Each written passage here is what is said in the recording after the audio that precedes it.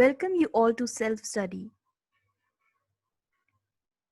So in this series of chapter motion, today we'll be studying about the NCERT question. We'll be discussing the questions. Already जो पहली वाली video थी उसमें इस playlist में हमने उसमें जो हमारी जितनी भी फिजिकल क्वांटिटीज थी, डिस्टेंस, डिस्प्लेसमेंट, उन सब के बारे में पढ़ लिया था, उन सब का एक्सप्लेनेशन देख लिया था. बट जब हम फिजिक्स पर आते हैं तो न्यूमेरिकल्स जो होते हैं, ऑल दोज थिंग्स मैटर. सिर्फ थ्योरी से काम नहीं चलता. तो एनसीईआरटी के जितने भी क्वेश्चंस हैं हम इस पूरी सीरीज में वो डिस्कस करेंगे. आज जो हम डिस्कस करने वाले हैं वो उसके कुछ पार्ट्स हैं जो कि इन टेक्स्ट क्वेश्चंस हैं, जो चैप्टर्स में बीच में दिए हुए हैं. उसके साथ साथ कुछ एग्जाम्पल्स भी हैं. तो आज हम वो सब चीज़ें डिस्कस करेंगे.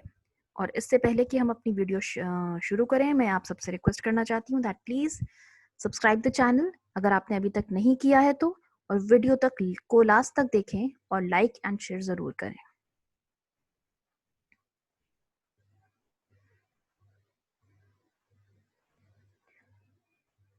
So let's begin with motion, the NCERT in-text questions. So now the first question which we have in our NCERTs is, an object has moved through a distance. Can it have zero displacement? If yes, support your answer with an example. So now the question is asking us कि जो object है वो उसने एक distance travel किया है, उसके distance का कुछ मैग्नीट्यूड है, लेकिन क्या ऐसा हो सकता है कि कोई चीज मूव भी करे और उसका डिस्प्लेसमेंट जीरो हो जाए? और अगर ऐसा हो सकता है, if you say it is possible, then give an example, उसको एग्जाम्पल के साथ सपोर्ट करो. अब होता क्या है, generally what children do is कि वो लोग आंसर सिर्फ यस तक लिखकर छोड़ आएंगे और ये जो एग्जाम्पल वाला पार्ट है इसको अटेम्प्ट नहीं करते. So let me tell you clearly कि अगर क्वेश्चन 2 मार्क्स का आता है इस टाइप का, तो इसमें यस लिखने का सिर्फ हाफ मार्क्स होता है और एग्जाम्पल देने का 1.5. तो आप अगर वो यस लिखकर ये सोच रहे हो कि 2 में से 1 मार्क्स मुझे मिल जाएगा, तो ऐसा नहीं होता. Because here what is most important is the example. जब तक आपने उसे प्रूव नहीं किया, वो सिर्फ आपको यस या नो लिखने का नंबर नहीं दे सकते. बिकॉज ये काम तो कोई बच्चा तुक्के में भी करके आ सकता है ना, जिसको इसका पूरा कॉन्सेप्ट कुछ नहीं पता, लेकिन वो भी यस या नो में से अगर बाय चांस उसने यस लिखा, you will get the marks. So that is why सिर्फ यस लिखना ऐसे क्वेश्चंस में, यस या नो लिखना जो है वो इनफ नहीं होता. You have to always prove it and you should. Now let's see the answer to this question. Before answering, let's see some of the figures. This is a square, this is a triangle, and this is a circle. अब हमने ये figures क्यों देखी हैं? देखो, ये सारी enclosed figures हैं. enclosed मतलब अगर आप एक पॉइंट से चलना शुरू करो तो आप घूमकर उस पर वापस आ सकते हो. इस पॉइंट पे भी यहाँ से आप चलना शुरू करो, start with the boundaries and you will be back at the same point. And similar thing can happen over here.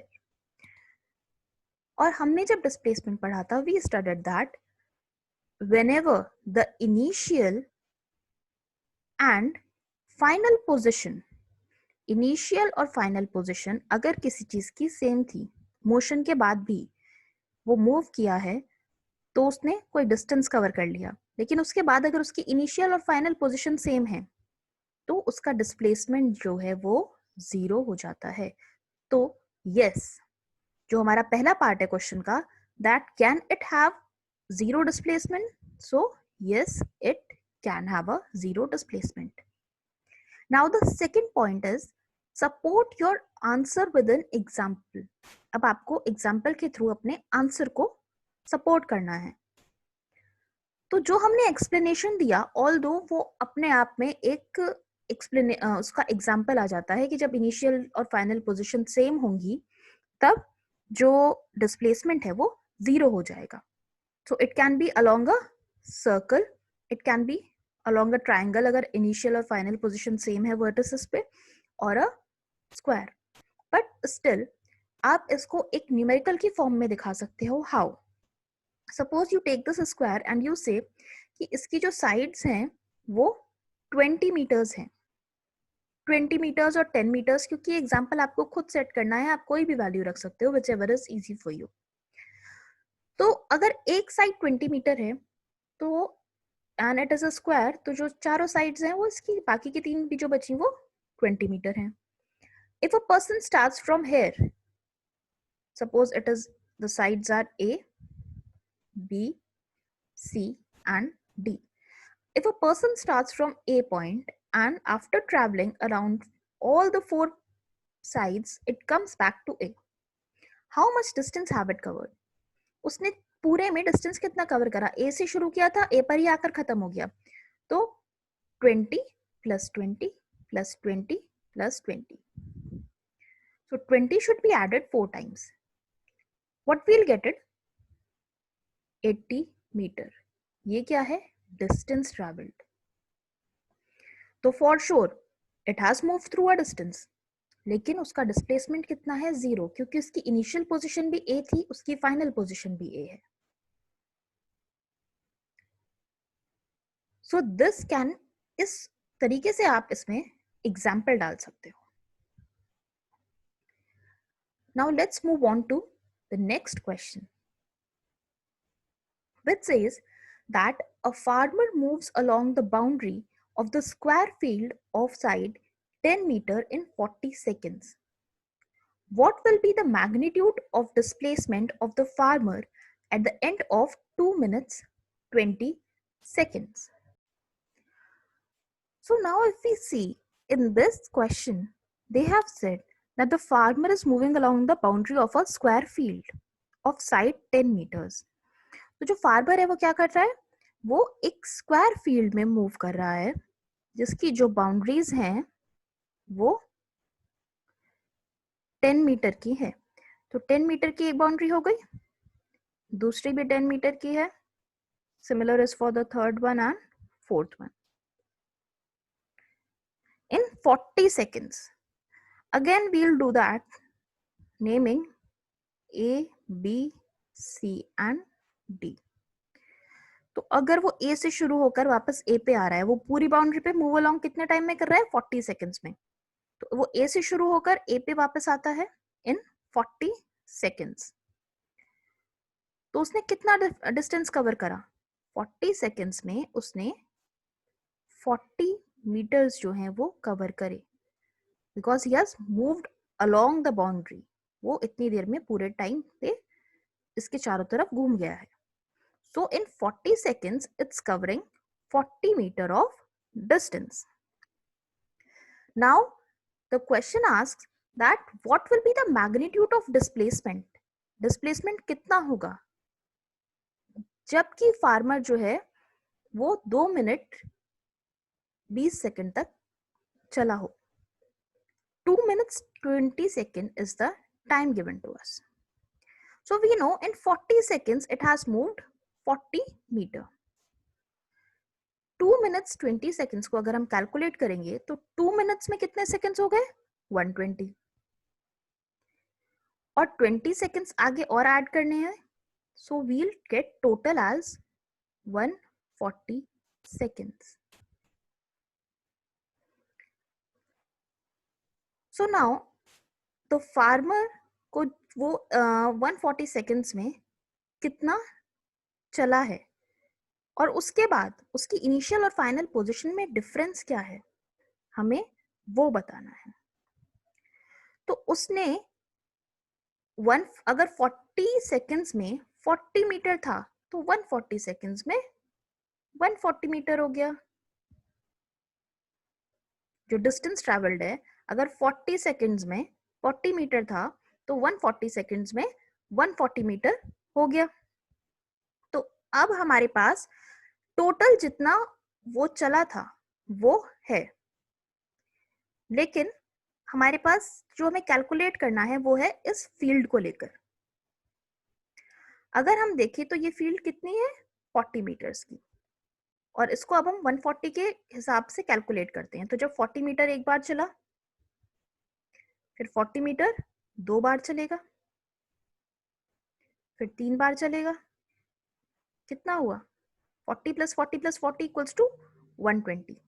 What is left is 20, है ना। तो 3 तो उसने कंप्लीट राउंड किए और एक राउंड उसका हाफ रह गया। इसको जब हम डायरेक्टली निकालेंगे तो we can do it, total was 140 meter और फील्ड का एक बार का राउंड कितने का है, 40 का। So we can divide both of them, 140 divided by 40 gives us 3.5। तो कितने राउंड्स लिए फार्मर ने, 3.5। तो 3 राउंड्स तो कंप्लीट हो गए जिसमें वो वापस आकर ए पर ही था, तो तब तक तो कोई डिस्प्लेसमेंट था ही नहीं। जो लास्ट वाला राउंड बचा उसके लिए सिर्फ 20 मीटर का जो डिस्टेंस है वो ट्रैवल करना है। तो उस केस में वो यहां से यहां तक आया और यहां से फिर यहां तक, 10 यहां तक हो गए और 10 यहां हो गए, तो वो ऑपोजिट एंड पर होगा। अब अगर हमें इसका डिस्प्लेसमेंट निकालना है तो हम उसको 20 नहीं लेंगे, क्योंकि डिस्प्लेसमेंट होता है द शॉर्टेस्ट डिस्टेंस, और अगर इस केस में देखेंगे हम तो हमारा शॉर्टेस्ट डिस्टेंस ये डायगोनल है ना, वो ये साइड्स नहीं है। तो इस केस में हम क्या करेंगे, हम अपने डायगोनल, जिसको हम यहाँ पे x ले लेते हैं, हम इसकी वैल्यू निकालेंगे। और ये किससे निकलेगी, by the help of Pythagoras theorem. ये जो डायगोनल होता है स्क्वायर का, वो दोनों जो साइड्स होती हैं उनका स्क्वायर करके उनका अंडर रूट निकालते हैं, that is through the Pythagoras theorem. जब हम उसको कैलकुलेट करेंगे हमारे पास जो वैल्यू आएगी वो हमारा डिस्प्लेसमेंट होगा। So let's see what's it going to be. Again एक रफ आइडिया के लिए बना लेते हैं।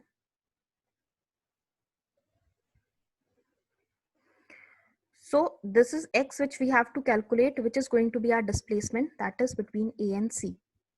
तो x की वैल्यू जो है that is under root of 10 का होल स्क्वायर प्लस 10 का whole square. We know the square of 10 is 100 plus 100.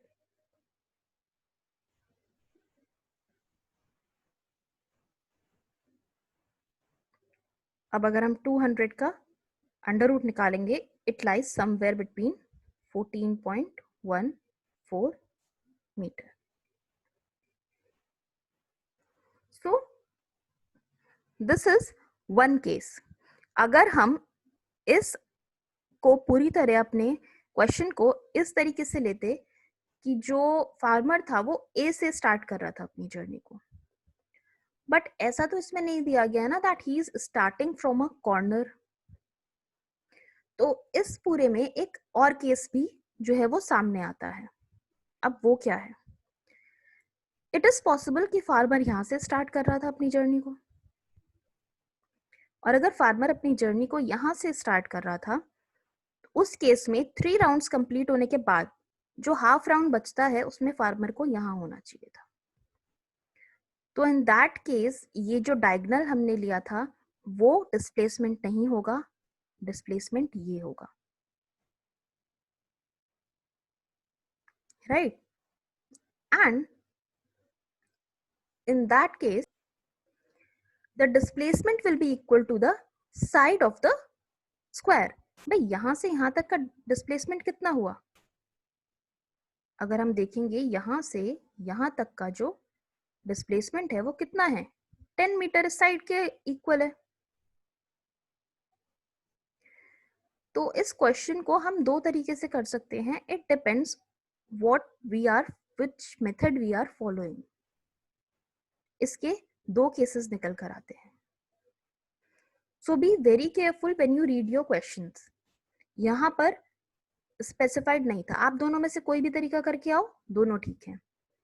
यहाँ पर specified नहीं था, but in some cases it is given in the question. They say that the farmer is starting from the middle of the field or it is starting from the corner of the field. तो उस time पर ये याद रखना पड़ेगा कि कौन सा करना है. Like calculating this 10 meter is easier than calculating this one.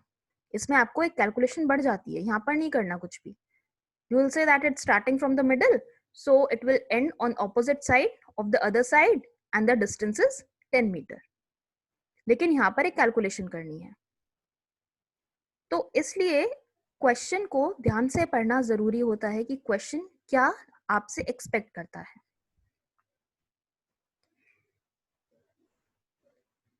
Moving on to the next question, we have now that which of the following is true for displacement. Now these are theoretical questions. पहला है that it cannot be zero. तो ये हम already first जो हमने question देखा था उसमें देख लिया था ऑलरेडी कि जो डिस्प्लेसमेंट है इट कैन बी जीरो.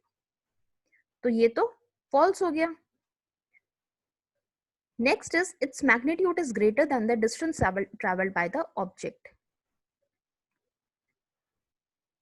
अब वो कह रहा है कि जो डिस्प्लेसमेंट का मैग्नीट्यूड है it can B greater than the distance travelled by the object.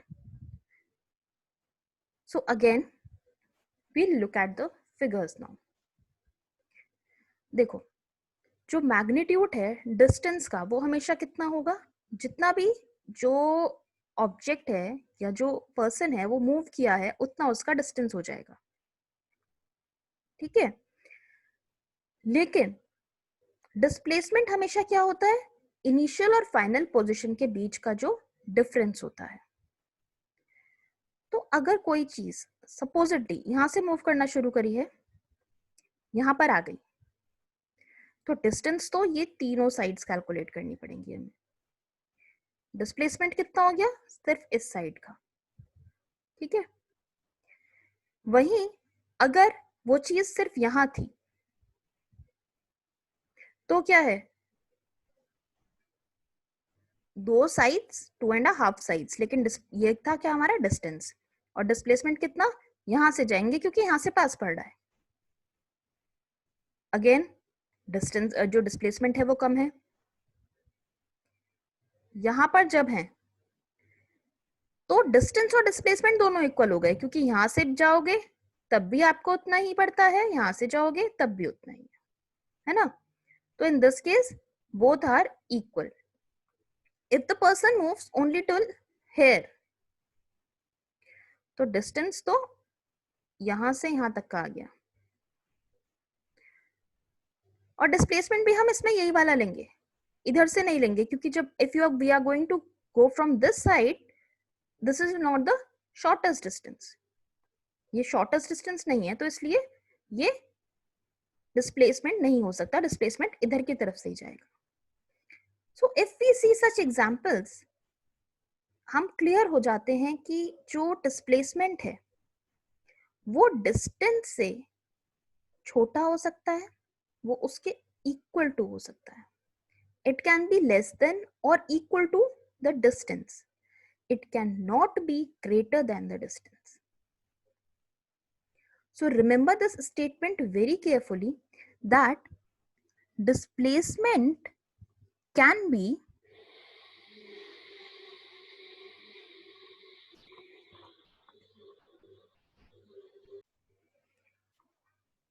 less than, displacement can be less than or equal to the distance, but it cannot be greater than this. जो magnitude है वो कम हो सकता है, equal हो सकता है, लेकिन ज्यादा नहीं होगा डिस्प्लेसमेंट का. So both these statements are false.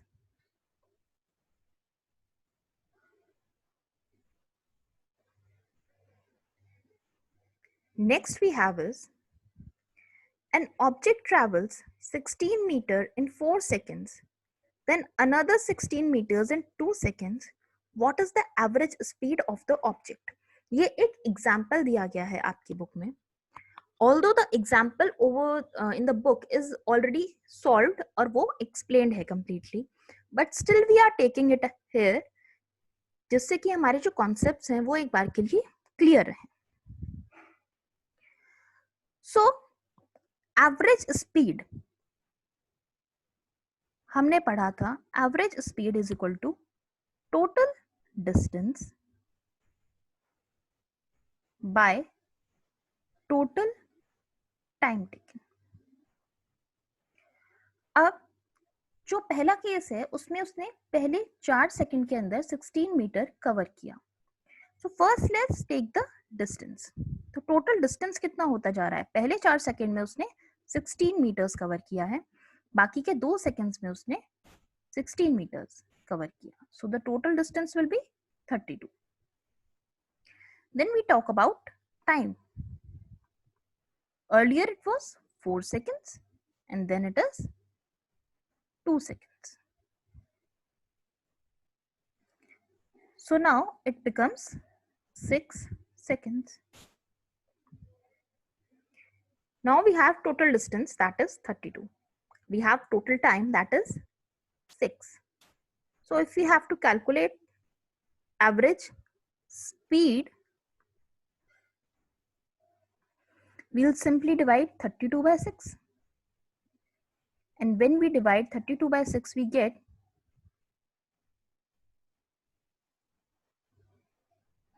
16 by 3.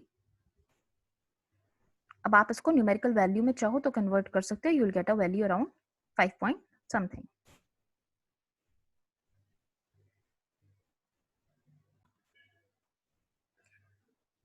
So here we are done with our question. And now let's move on to the next one.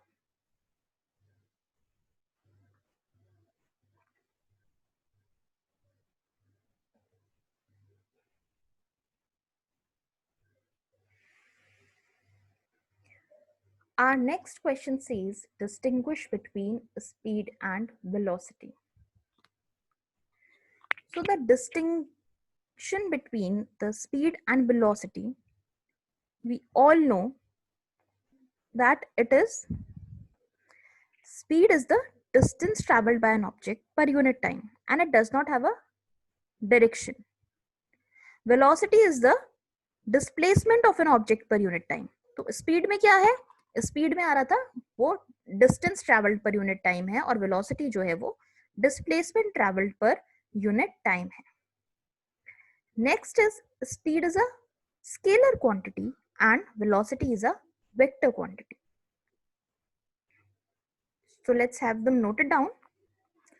Speed की जब हम बात करते हैं तो speed is distance per unit time and velocity is displacement per unit time.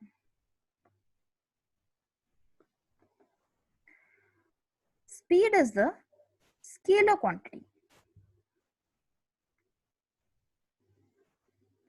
and velocity is vector quantity. When we mention scalar and vector, we have already defined it as कि उसमें direction जो है वो speed में matter नहीं करता और जो वेलोसिटी है उसमें मैटर कर रहा है. स्पीड जो है वो कभी भी नेगेटिव नहीं हो सकती. Speed can never be negative. वो जीरो हो सकती है लेकिन नेगेटिव नहीं हो सकती. उसका रीजन क्या है? देखो स्पीड डिपेंड करती है डिस्टेंस पे. डिस्टेंस कभी भी जीरो नहीं होता है ना. स्पीड जीरो फिर भी कब हो सकती है? जब कोई चीज मूव ही नहीं कर रही है तब स्पीड जीरो हो जाएगी. लेकिन डिस्टेंस जो है वो नेगेटिव नहीं होगा कभी क्योंकि वो डायरेक्शन पे डिपेंड नहीं करता. कल जब हमने पढ़ा था तो हमने एक्सेलरेशन में आके एक चीज पढ़ी थी इससे पहले कि जो रिटार्डेशन होता है दैट इज नेगेटिव एक्सेलरेशन. तो जितनी भी चीजें वेक्टर क्वांटिटी होती हैं they can be negative. So velocity can be negative, positive or 0. Speed can never be negative, it can be positive और 0. 0 कब होगी? जब कोई चीज मूव ही नहीं कर रही है तो वो 0 हो सकती है. कोई डिस्टेंस ट्रैवल नहीं हुआ, जब डिस्टेंस ट्रैवल की वैल्यू 0 होगी तो स्पीड जो है वो 0 हो जाएगी. पॉजिटिव हो सकती है जब भी कोई चीज जो है मतलब उसमें इंक्रीज आया, then the it can be positive, but it can never be negative. लेकिन जो वेलोसिटी है it can be negative, positive और 0. Next question here is a theoretical question which says that thunder is heard after lightning is seen. Why? So let's understand. देखो, इसमें हम जो concept पढ़ने वाले हैं वो है स्पीड का. क्या है ये चीज?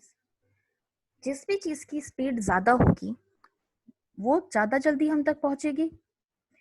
तो थंडर जो है वो क्या है? थंडर इज साउंड, है ना. Lightning is a light. Now let me tell you people that the speed of light is greater than the speed of sound. क्योंकि लाइट की जो स्पीड है वो साउंड की स्पीड से ज्यादा है. That is why thunder can be heard after lightning. मतलब पहले हमें ना बिजली गरजती हुई दिखती है बाद आसमान में और उसके बाद हमें उसकी आवाज सुनाई देती है, क्योंकि लाइट की स्पीड साउंड की स्पीड से ज्यादा है. ऑल्दो वो जो साउंड थी वो तभी प्रोड्यूस हो गई थी जब लाइटनिंग हुई थी, लेकिन उसको हम तक पहुंचने में थोड़ा ज्यादा टाइम लग जाता है. लाइट जो है वो जल्दी पहुंच जाती है. ये आपकी बुक में कोई क्वेश्चन गिवन नहीं है, लेकिन आपकी एक एक्टिविटी में ये एक पार्ट है. So that is why I have discussed it here, क्योंकि ये एग्जाम्स में पूछा जाता है.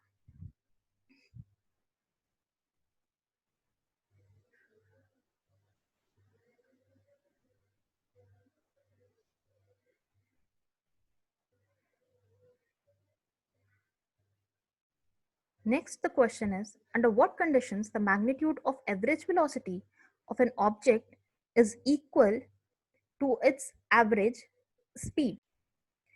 So now they are asking कि average velocity average speed के equal कब हो सकती है? Now this is something tricky, है ना. हम तो कहते हैं velocity तो displacement पे डिपेंड कर रही है और जो speed है वो distance पे, तो दोनों equal कैसे हो जाएंगी? तो अब इससे पहले एक क्वेश्चन हमने सॉल्व किया था इसी सीरीज में, जिसमें हमने कहा था that displacement can be equal to distance, है ना. एक क्वेश्चन आया था, can the magnitude of displacement be greater than the magnitude of distance? So we said no, it can be less than और it can be equal to the magnitude of distance. तो वही condition यहाँ पर भी apply हो रही है. अगर total distance covered is equal to the displacement, at that time average velocity is equal to average speed. तो क्या कंडीशन होती है? if the total distance covered is equal to total displacement, in such a case the average velocity will be equal to average speed.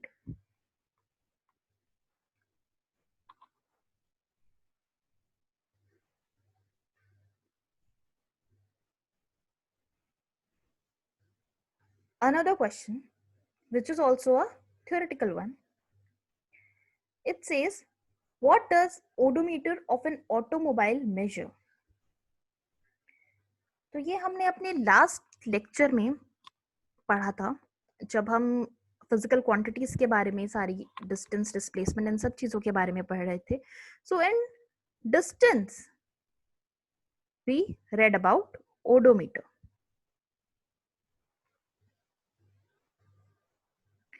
सो अब ये odometer जो होता है automobile का, वो क्या मेजर करता है? It measures the distance.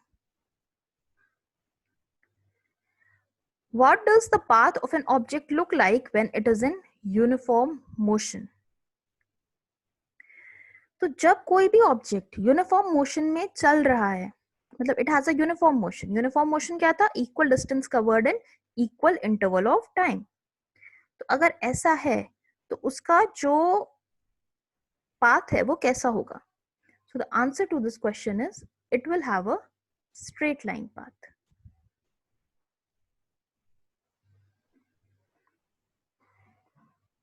And the answer for the above one was odometer measures distance traveled.